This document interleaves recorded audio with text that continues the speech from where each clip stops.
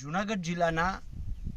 માણાવદર તાલુકો અને કેશોદ તાલુકાની વચ્ચેથી જે ઓજત નદી નીકળે છે, આ ઓજત નદીએ જે ખેડૂતોમાં પારાવાર તારાજી સર્જી છે, અત્યાર સુધીમાં અહીંયા કોઈ મામલતદાર, ટીડીઓ, કલેક્ટર, ગ્રામ સેવક પણ ખેડૂતોના ભાવ પૂછવા આવ્યા નથી.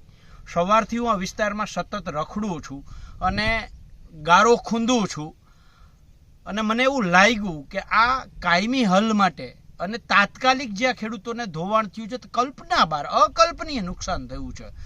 નુકસાન એટલે 20-25 લાખનું ખેડૂતને નુકસાન છે અને હજારો ખેડૂતો એવા છે કે જેની મગફળી વાવેલી હતી એ અત્યારે ઉપર માટી અને ઝેરવાળું પાણી, ઝેરી પાણી આવ્યું છે, કેમિકલવાળું પાણી આવ્યું છે, એના કારણે મગફળી સુકાઈ ગઈ છે. તો તાત્કાલિક આ સર્વે થાય, ખેડૂતોને પાક નુકસાની મળે અને એમનું વળતર, જે ધોવાણનું વળતર છે, આ બંને વળતર આપવામાં આવે એની માંગ કરવા માટે અને કાયમી આનો ઉકેલ લઈ આવવા માટે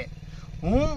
ઓજત કાંઠાના તમામ ગામના તમામ ખેડૂતો સુધી પહેલાં તો આ વિડીયો પહોંચાડવાની વિનંતી કરું છું અને તમામ ખેડૂતોને વિનંતી કરું છું કે આવતીકાલે તારીખ 5/7/2024 સવારે 11 વાગે જૂનાગઢ કલેક્ટર કચેરીએ આપ સૌ પધારો. આપણે સૌ સાથે મળી અને આપણી પાક નુકસાનીની વળતરની માંગ અને આનો કાયમી ઉકેલની માંગ કરીએ એવી વિનંતી સાથે ઓજત કાંઠાના તમામ ગામોના તમામ ખેડૂતો સુધી આ વિડીયો પહોંચાડશો એવી મારી વિનંતી છે અને આવતીકાલે તમામ ખેડૂતો ઉપસ્થિત રહ્યો એવી વિનંતી છે.